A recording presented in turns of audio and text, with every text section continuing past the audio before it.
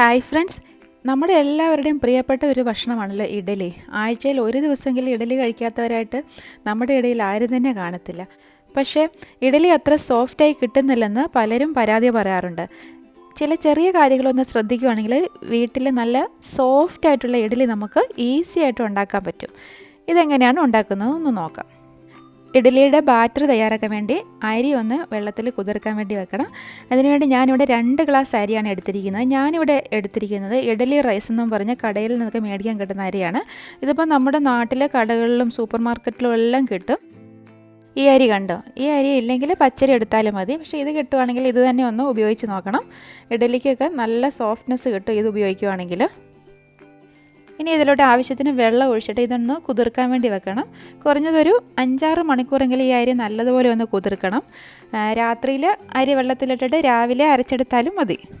ഇനി ഈ ഇഡ്ഡലിയുടെ ബാറ്ററിൽ ചേർക്കാനുള്ള ഉഴുന്നൊന്ന് വെള്ളത്തിലിട്ട് കുതിർക്കാം. ഞാനിവിടെ 1 ഗ്ലാസ് ഉഴുന്നാണ് എടുക്കുന്നത്. 2 ഗ്ലാസ് അരിക്ക് 1 ഗ്ലാസ് ഉഴുന്ന് എന്ന കണക്കിലാണ് ഞാൻ എടുത്തിരിക്കുന്നത്.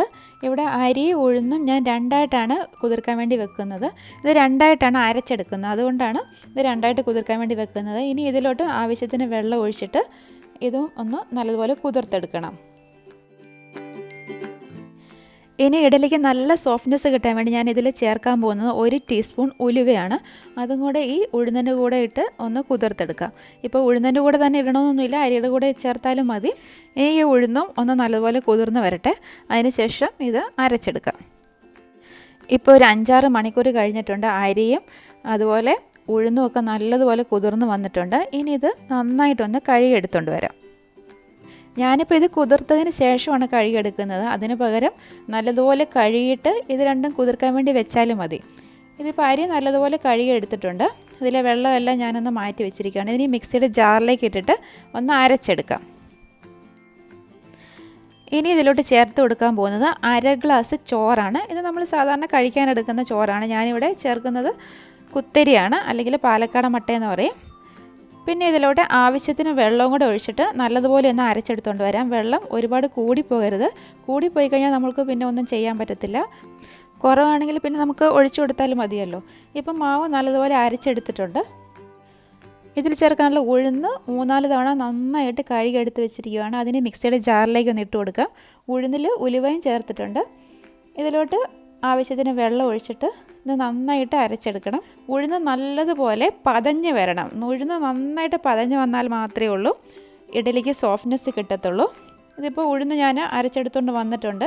ഉഴുന്നിൻ്റെ പരുവായെന്നറിയാൻ വേണ്ടി അത് ഒരല്പം വെള്ളത്തിലോട്ടൊന്ന് ഒഴിച്ച് നോക്കിയാൽ അതിങ്ങനെ പൊങ്ങിക്കിടക്കുന്ന പരുവത്തിൽ കിട്ടുവാണെങ്കിൽ ഉഴുന്ന് നന്നായിട്ട് അരഞ്ഞ് നല്ല പതഞ്ഞ് കിട്ടിയിട്ടുണ്ടെന്നാണ് അർത്ഥം.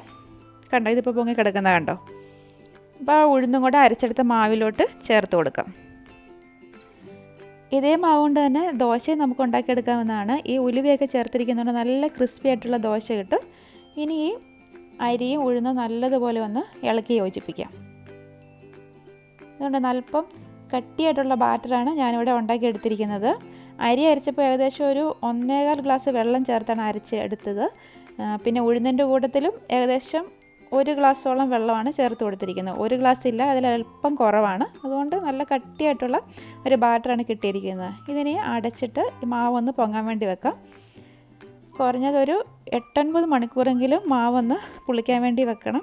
ഞാനിപ്പോൾ രാത്രി അരച്ചിട്ട് രാവിലെയാണ് ഈ മാവ് എടുക്കാൻ പോകുന്നത്.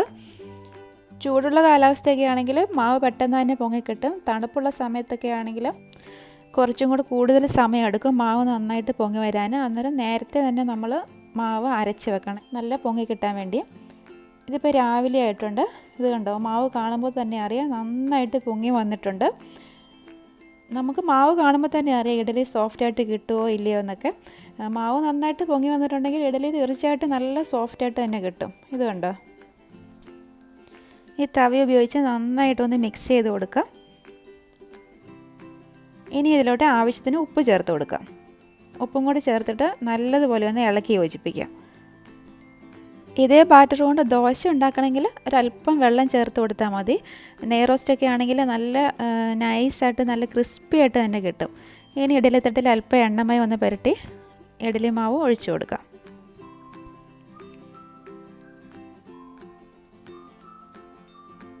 ഇനി ഇത് അടച്ച് ഒന്ന് വേവിച്ചെടുക്കാം. നല്ലതുപോലെ ഒന്ന് ആവി വന്നതിന് ശേഷം തീ കുറച്ച് വെച്ച് ഒരു 10 മിനിറ്റ് വേവിച്ചെടുത്താലും മതി. ഇഡ്ഡലി കുക്കറിലൊക്കെ പെട്ടെന്ന് തന്നെ ഇഡ്ഡലി റെഡിയായി കിട്ടും. ഇപ്പോൾ ഒരു 10 മിനിറ്റ് കഴിഞ്ഞിട്ടുണ്ട്. ഞാൻ ഗ്യാസ് ഓഫാക്കി. ഇനി ഇത് വെളിയിലോട്ട് എടുക്കാം. അതിന് ശേഷം നല്ലതുപോലെ തണുത്തതിന് ശേഷം മാത്രമേ ഉള്ളൂ അതിൽ നിന്ന് ഇഡ്ഡലി എടുക്കാവുള്ളൂ. ഓരോ തവണ ഇഡ്ഡലി എടുക്കുന്നതിന് മുമ്പ് ആ സ്പൂണൊന്ന് വെള്ളത്തിൽ മുക്കിയിട്ട് എടുക്കുവാണെങ്കിൽ ഇഡ്ഡലി ഒട്ടും തന്നെ പറ്റിപ്പിടിക്കത്തില്ല.